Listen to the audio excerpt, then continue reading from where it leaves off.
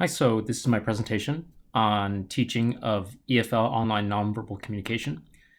And my name is Stachus and I'm from Hiroshima Shudo University. So first of all, as an introduction to what my project was about, what I'll do is report the findings from my research, which dealt with an English online discussion forum and employed the Line smartphone application, which is used predominantly in Japan, and it's the most popular smartphone application, the chatting application, I mean, that the majority of students use when talking with their peers. And you even have teachers who use this smartphone application to talk with their students as well.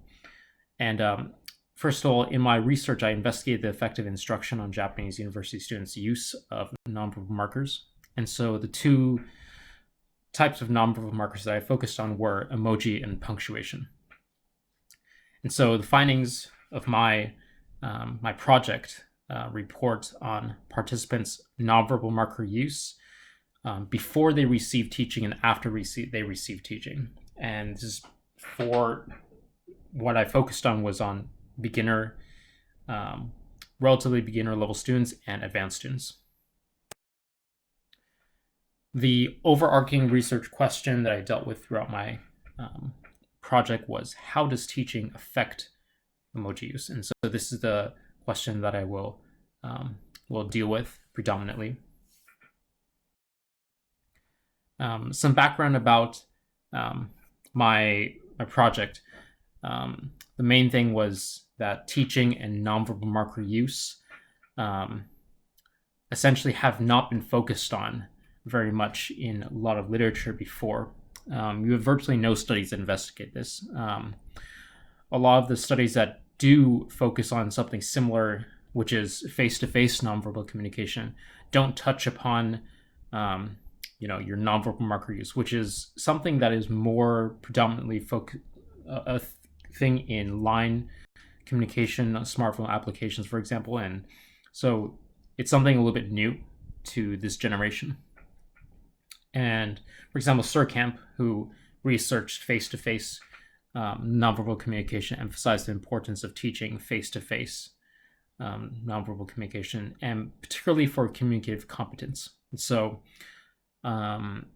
it's mainly for the sake of enhancing learners' ability to communicate what they want to say. And so this is similar for both nonverbal markers and also nonverbal communication. So the participants of my study were 59 first and second year students, and they were enrolled in one middle ranking and one lower ranking Japanese university. So they were from 4 classes, and I referred to them as class C, D, E, and F.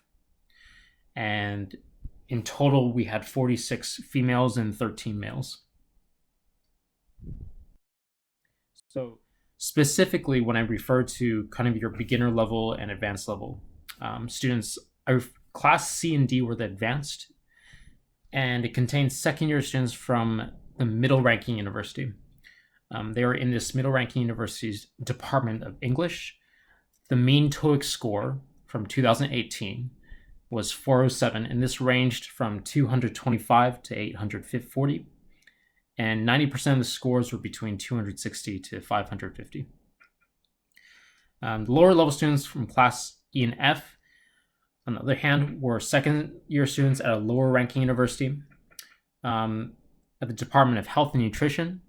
None of them had ever taken a standardized English proficiency exam. In terms of class F, the first year students from the middle ranking university were from the Department of English. They had a mean TOEIC score from 2019 of 400, and this ranged from 255 to 605. So 90% of the scores were between 255 to 485. And so just looking at this, you might feel like the first year students and the second year students at the same middle ranking university are similar, but the fact is that the second year students were much more advanced. They'd already taken 1 year of university, which changes significantly what their level is. And so we consider them to be much more advanced than the first year students.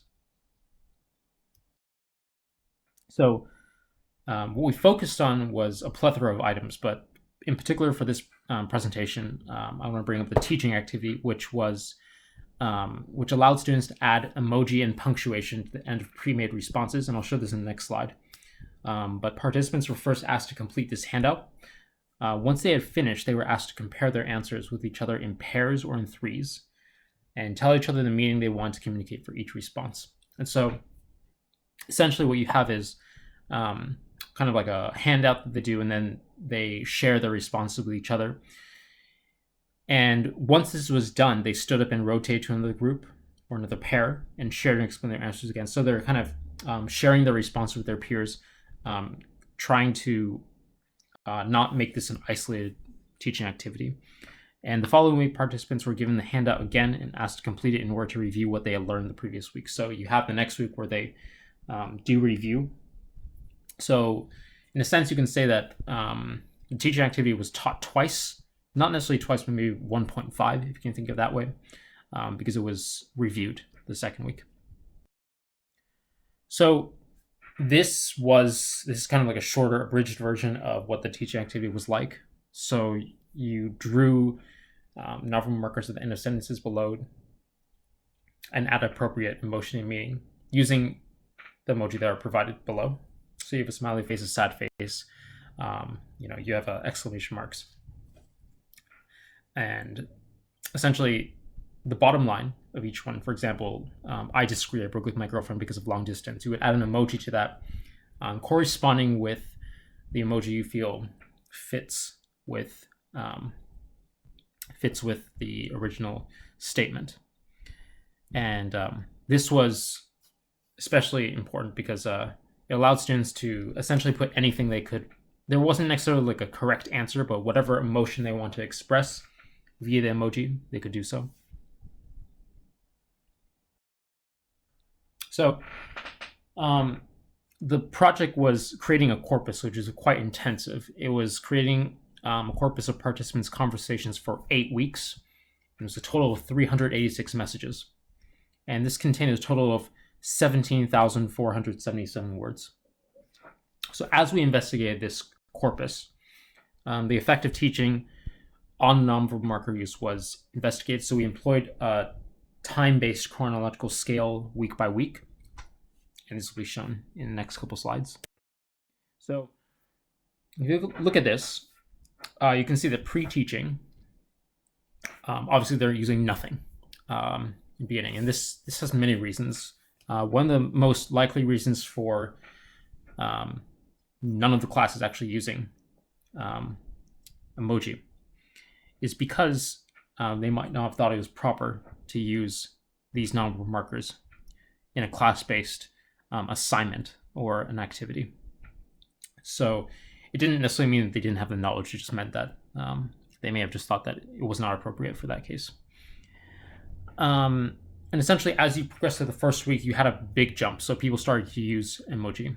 And you can think of it as a retention over time over the next 5 weeks because, they continue to use emoji.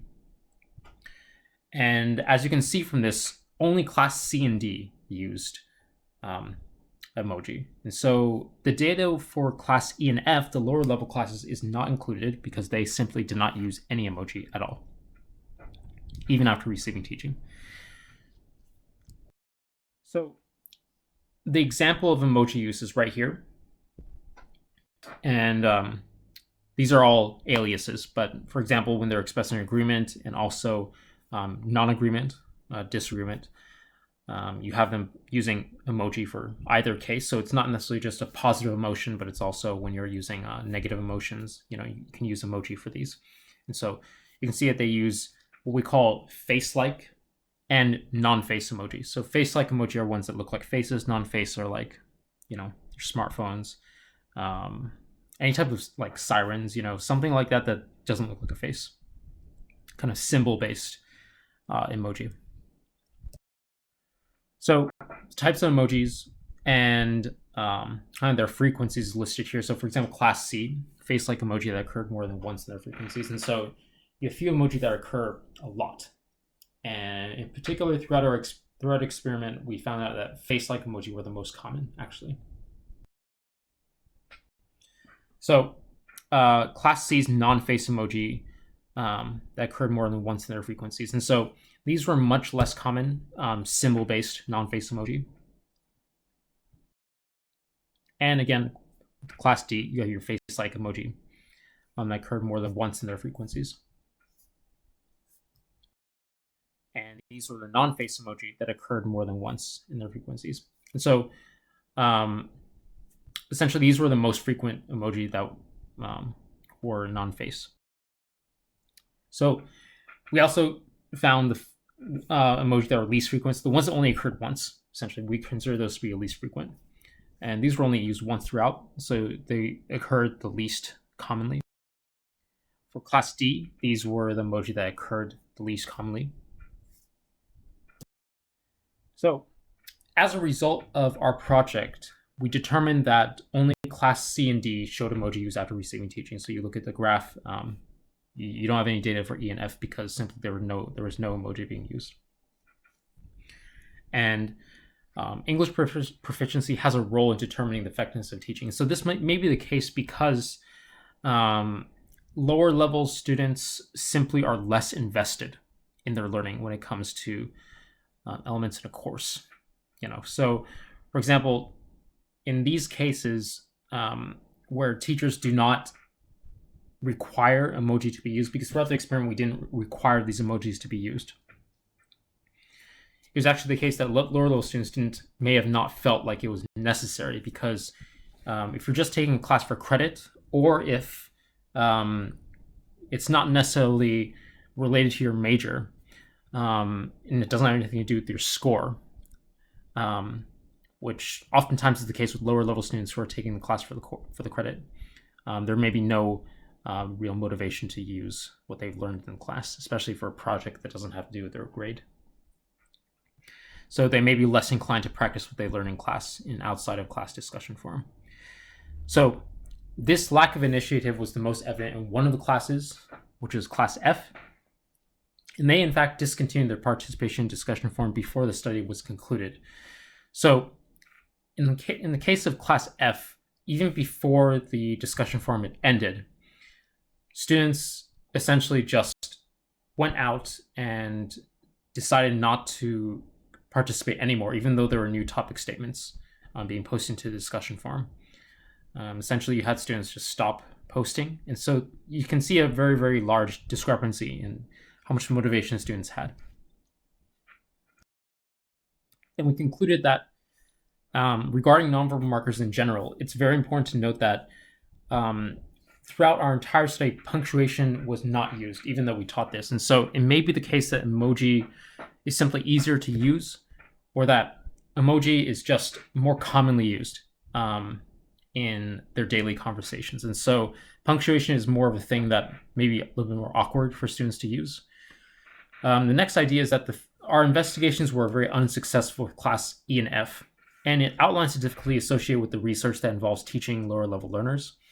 Essentially, any type of research that you deal with lower level learners, you have a greater chance of failure in a sense, because of the lack of learner agency. When you're not motivating students with a grade, or for example giving them some sort of reward afterwards, which was the case in our project, then you have a higher chance of perhaps failing your experiment and not being able to receive any data. For example, if we had only done the experiment with lower level students, we have received no data related to emoji use. And so this is the takeaway kind of message of our entire project, which is that when you're trying to teach lower level students, the difficulty is exponentially higher because of the lack of learner agency. And so a lot of this has to do with just simply that in a lot of our research, you're not able to just do it with advanced learners, and you're typically not supposed to, right? You want to investigate multiple levels of learners, but the biggest limitation that you have is the fact that lower level learners are going to have less motivation a lot of the times. Not always, but it may be more typical. And so this is the most important takeaway from our project, and I hope you enjoyed our presentation. Thank you very much.